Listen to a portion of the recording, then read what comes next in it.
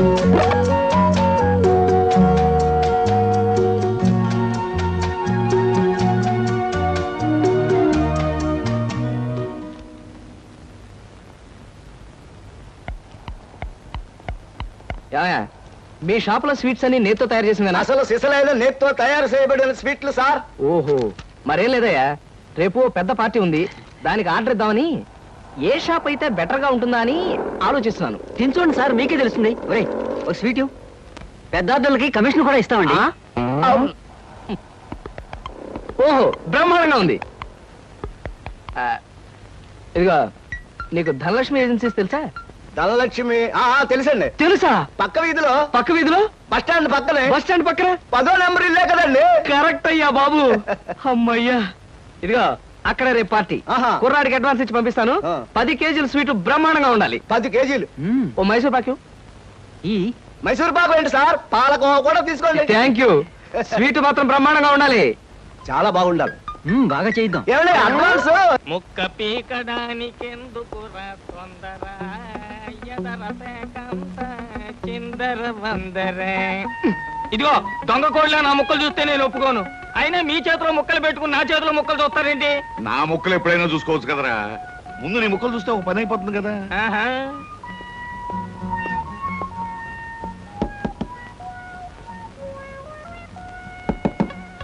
జోకర్లు బెదురుతాయి.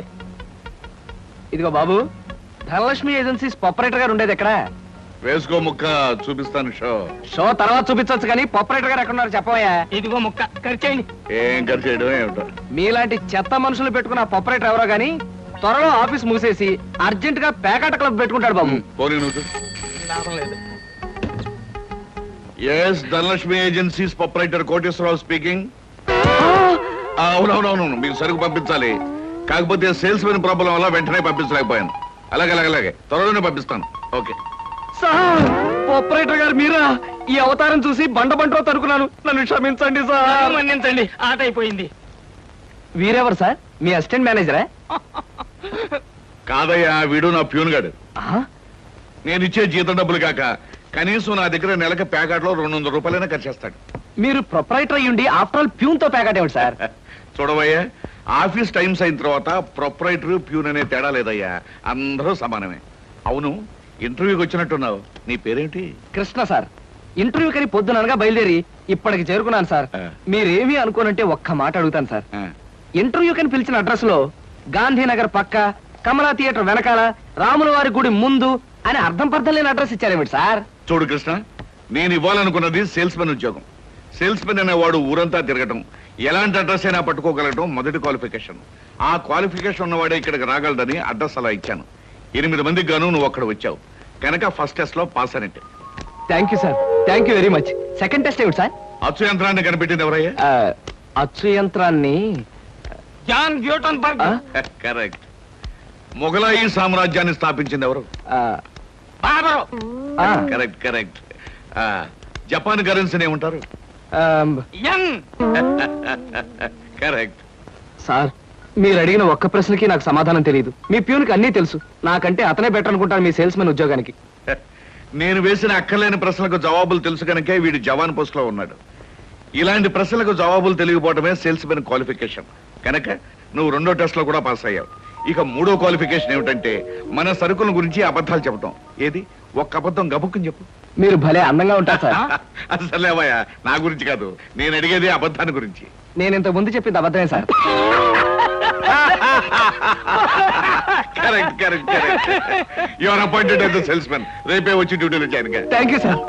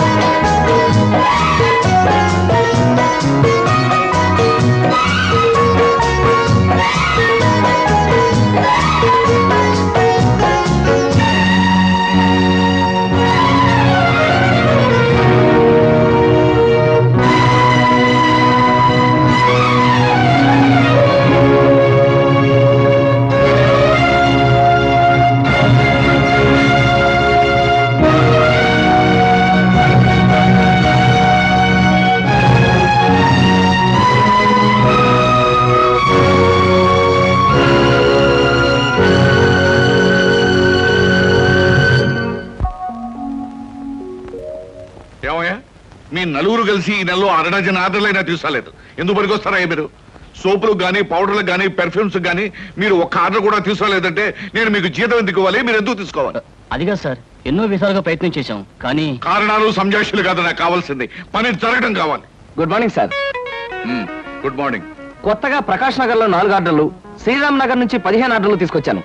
వాళ్ళ మన సరుకు వెంటనే కావాలని చిందులు తొక్కుతున్నారు. మనం గనక ఆలస్యం చేస్తే మన ఆఫీస్ మీద పడి అల్లరి చేసే అవకాశం ఉంది. గుడ్. సేల్స్ మెన్ అంటే అలా ఉండాలి. జాబ్ ఎలా చేయాలో మీకు తెలియకపోతే కృష్ణ దగ్గర శిష్యారకొనే చేయండి అయ్యా. వెళ్ళండి. సార్, మ్మ్. ఇంతవరకు మన వాళ్ళు ఎవరు నెహ్రూ నగర్ ఏరియా టచ్ చేసినట్లేదు. ఇవాళ అటువైపు దండయాత్ర చేద్దామని చూస్తున్నారు. Very good. అది సరే కృష్ణ, మన వాళ్ళు ఎవరు కాళ్ళు గడ్డాలు పుచ్చుకుపతి వల్ల ఒక్క ఆట కూడా తెలియపోతున్నారు. మరి నువ్వేమో నెలకు 30-40 ఆటలు తీసుకొస్తున్నావు. ఏమిటయ్యా నీ టెక్నిక్?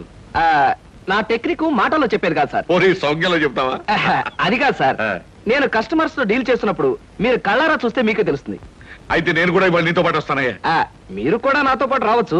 కాకపోతే మీరు ఇలా సూటు బూటు వేసుకుని ప్రొపరేటర్ నా వెంట వచ్చారనుకోండి, వీడు సన్నా సేల్స్ మెన్ రా, వీడి వల్ల కాక ప్రొపరేటర్ వెంటేసుకు తిరుగుతున్నాడని మన ప్రోడక్ట్ ను అనుమానించే అవకాశం ఉంది. అమ్మో, మరైతే ఎలాగయ్యా రావటం? మీరేమీ అనుకోకపోతే ఆ. నా వెంట మీరు రావడానికి ఓ మహత్తరమైన ఐడియా చెప్తాను. ఏమిటయ్యా అది? Good morning sir. Good morning. Potharaju,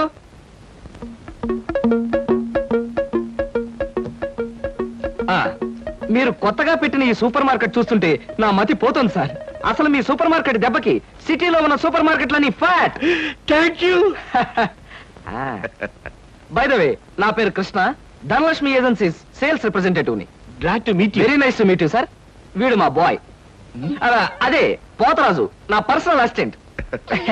మీరు వచ్చినందుకు నాకు చాలా సంతోషం. రండి కూర్చోండి. Thank you.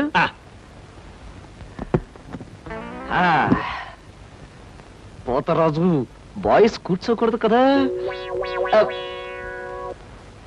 అలాగే నిలబడతానండి. సార్ మా ప్రోడక్ట్స్ అన్ని కొంచెం మంచినీళ్ళు ఇప్పిస్తారా? బాయ్ బయటికి వెళ్ళాడు. ఒరేయ్, నన్ను ఊరే అంటావా? పోతరాజు బాయ్స్ ని అరే ఒరే అనక అయ్యా ఏమండి అనరు కదా. అవునవును, నేను బాయ్ని కదా. జగ్గులో వాటర్ ఉంది, అయ్యగారు తెచ్చి. నేను నీళ్ళు తీసుకొచ్చి వాళ్ళ. లేకపోతే నేను తీసుకురావాలా? కదా పోతరాజు, ఇప్పుడు నువ్వు బాయ్ కదా.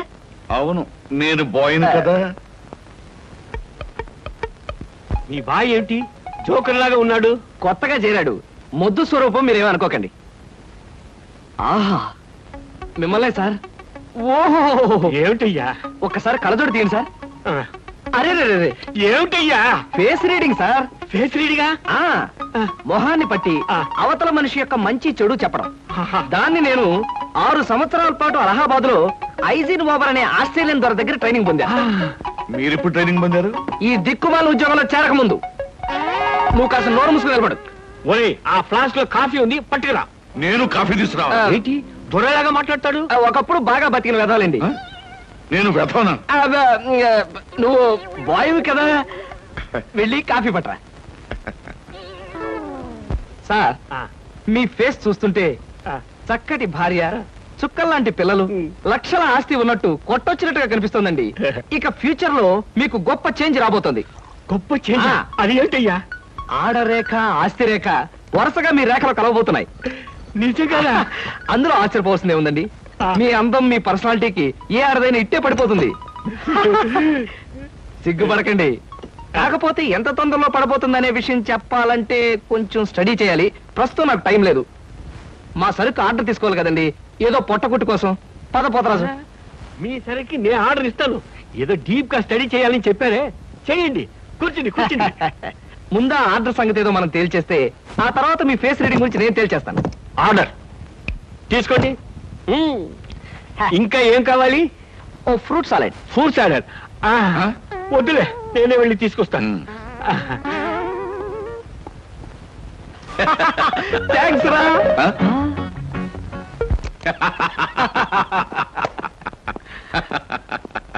నిజంగా నీకు గొప్ప టాలెంట్ ఉందయ్యా. 6 నెలల్లో ఆడది ఆస్తి కలిసి వస్తుందని 60,000 రూపాయల సరుకు వాడు గంట కట్టావు. అవును, అసలు నీకు ఫేస్ రీడింగ్ ఏమైనా తెలుసా? ఫేస్ రీడింగ్ లేదు, మీటర్ రీడింగ్ లేదు సార్. ఆ. ఆ మాట ఎక్కడో చదివినట్టుగా గుర్తు. ఆ. ఏ మనిషికైనా ఆస్తి అమ్మాయి అప్పనంగా కలిసి వస్తుందంటే సంబరంగానే ఉంటుందిగా. ఆ. ఆ వీక్నెస్ పాయింట్ పట్టుకుని వాడి చిత్త కొట్టేశారు. నాతో ప్యూర్ వేషం వేయించితే వేయించావు కానీ మహత్తరమైన నీ టాలెంట్ కనిపెట్టే అవకాశం కలగజేసావయ్యా. సరే కూర్చో. పర్వాలేదు సార్. పర్లేదు, కూర్చోవయ్యా. ఇంతకాలం నువ్వు నా దగ్గర పనిచేస్తున్నా మీ కుటుంబ వ్యవహారాలు ఏమి తెలుసుకోలేదు. అసలు మీ వాళ్ళు ఎవరైనా ఉన్నారా? ఏమిటి మీ కుటుంబ పరిస్థితి? సాధారణంగా మా కుటుంబ విషయాలు చెప్పి ఆ. ఎదుటి వారికి తలనొప్పి తెప్పించడం నాకు ఇష్టం లేదు. పోనీ తలనొప్పి తెప్పించకుండా క్లుప్తంగా చెప్పబోయా. హ, అంత అభిమానంగా అడుగుతున్నారు కాబట్టి చెప్తున్నాను. ఆ. నేను కాకుండా మా ఇంట్లో ఉన్న వ్యక్తులు 3.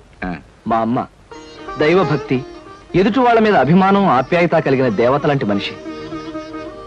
ఇకపోతే మా నాన్నగారు క్రితం జన్మలో తను త్యాగరాజు, తాన్సేన్ లాంటి గొప్ప సంగీత విద్వాంసుడని ఆయన ఉద్దేశం. తన రాగాలతో ప్రజలందరికీ రోగాలు తెప్పిస్తూ, తన ఆలాపంతో ప్రజలందరినీ హాహాకారాలు చేస్తుంటే పేటలో ఉన్న వాళ్ళందరూ గొంతు పిసిగేస్తామని వాళ్ళ నిర్ణయం తెలియజేశారు.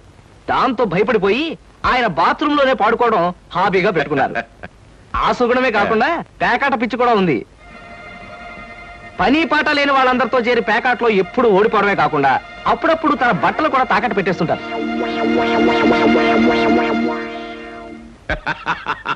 ఇక మిగిలింది మా తమ్ముడు సినిమా యాక్టర్ చిరంజీవి. ఏమిటి, సినిమా యాక్టర్ చిరంజీవి మీ తమ్ముడా? అబ్బే కాదు సార్, మా తమ్ముడు బాబ్జీ చిరంజీవి అభిమాని. అలా చెప్పు, లేకపోతే చిరంజీవి మీ తమ్ముడు ఏమిటి, నీకు ఉద్యోగం ఏంటి అనుకుంటున్నాను. అబ్బే కాదు సార్.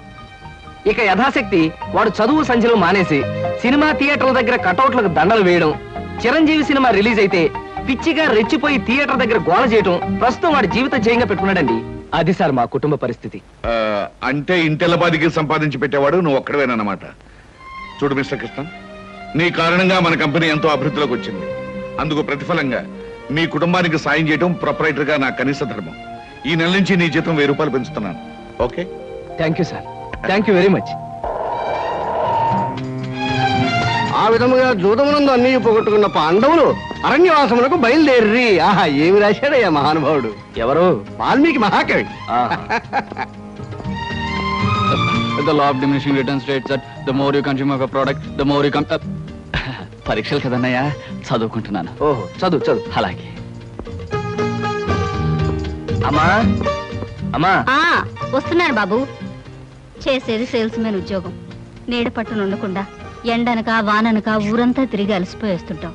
నీ కష్టం తలుచుకుంటే నాకెంతో బాధగా ఉందిరా కృష్ణ. కాఫీ తీసుకో బాబు. అమ్మా, నా కష్టంతో ఇంట్లో అందరి ఆకలి తీరి కుటుంబం అంతా ఆనందంగా ఉందని తలుచుకున్నప్పుడల్లా నాకు సంతోషంగాను సంతృప్తిగాను ఉంటుందమ్మా. అన్నట్టు ఇవాళ జీతం అందింది. ఇంటి ఖర్చులు ఏమిటో, ఎవరెవరికి ఎంతెంత ఇవ్వాలో లిస్టు రాసిస్తే. కృష్ణ, ఈ వయసులోనే సంపాదించే బాధ్యతను ఎత్తనేసుకున్నావు. కుటుంబాన్ని నడిపే బాధ్యత కూడా నీకెందుకురా? డబ్బు నాకు ఇస్తే ఖర్చులు మిగిలిన విషయాలన్నీ నేను చూసుకుంటాను. నీకివ్వడానికి నాకేమీ అభ్యంతరం లేదమ్మా. కాకపోతే ఈ కాస్త జీతంలోనూ అందరినీ మేనేజ్ చేయడం నీకు కష్టమేమోనని. ఒరే, నేను అమ్మని, నాకు ఆ మాత్రం తెలీదు. అమ్మవు కాబట్టే అందరి మాటలకు కరిగిపోయి అడిగిన వాళ్ళందరికీ కాదలేక ఇచ్చేస్తావని. సర్లేరా. సరే సరే సరే, తీసుకో. నేను వెళ్ళి బట్టలు మార్చుకొస్తాను. బియ్యానికి 300. అమ్మా, నీకు విషయం చెప్పాలంటే ఏడుపు వస్తుందమ్మా. ఏడవలసిన అవసరమే వచ్చిందిరా బాబ్జీ. ఇంట్లో నాన్న సంగీతంతో హింసిస్తున్నాడని చదువుకోవడానికి బీచ్కి వెళ్ళాను. అక్కడ వాచ్ పోయిందమ్మా. ఎల్లుండి నుంచి పరీక్షలు. కనీసం చేతికి సెకండ్ హ్యాండ్ వాచ్ అయినా ఉండాలిగా. ఓ 100 రూపాయలు బొమ్మా. ఈసారైనా తగలేసుకోకుండా వాచి కొనుక్కో. అలాగే. ఇదిగో 100. అయినా వాచి బారేసుకోవడం ఏమిట్రా పిచ్చి వెధవ. ఇదిగో పార్వతి, ఇందాక వీధిలోంచి వస్తుంటేను కొందరు పెద్ద మనుషులు కనిపించి త్యాగరాజ ఉత్సవాల దగ్గరికి వస్తున్నాయి కదా, నా వంతు ఓ 500 రూపాయలు విరాళంగా ఏమని భైరవ రాగంలో బావురమన్నారే. 500? నేను ఇలాగే అన్నాను. మీరిస్తాను ఒప్పుకున్నారా? కుటుంబం బరువు బాధ్యతలు తెలిసిన వాడిని నేను ఎందుకు మాటిస్తానే. కావాలంటే 2 లేక 300 విరాళంగా ఇస్తాను. ఆ రోజు ఉచితంగా కచేరీ చేస్తానని మాటిచ్చాను. పైసా కూడా అడగం. మీ కచేరీ మాత్రం వద్దు బాబు అని దండం పెట్టుంటారు. అంతేనా? కమాతు రాగంలో కాళ్ళు చేతులు వెరక్కొడతాను. నా కచేరీ అంటే బొత్తిగా భక్తి శ్రద్ధలు లేవు. ఆఖరి మాటగా 200 రూపాయలు విరాళంగా ఇస్తాను అన్నానే. ఇవ్వకపోతే బాగుండదు, ఆ తర్వాత నీ ఇష్టం. త్యాగరాజ స్వామి నిన్ను ఆశీర్వదిస్తాడు. 3, 4, 5. అమ్మగారు పాలకు డబ్బులండి. అమ్మగారు పచారీ సామాన్ డబ్బులండి. అమ్మగారు నా జీతం అండి. అమ్మగారు పాలకు డబ్బులండి. అమ్మగారు పచారీ సామాన్ డబ్బులండి.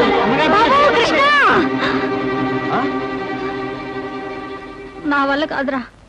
అమ్మా, డబ్బు సంపాదించడం ఎంత కష్టమో ఖర్చు పెట్టడం కూడా అంతే కష్టం అమ్మా. ఖర్చు పెట్టే విషయంలో మనసుని మమతని కాస్త కట్టేసుకోవాలి.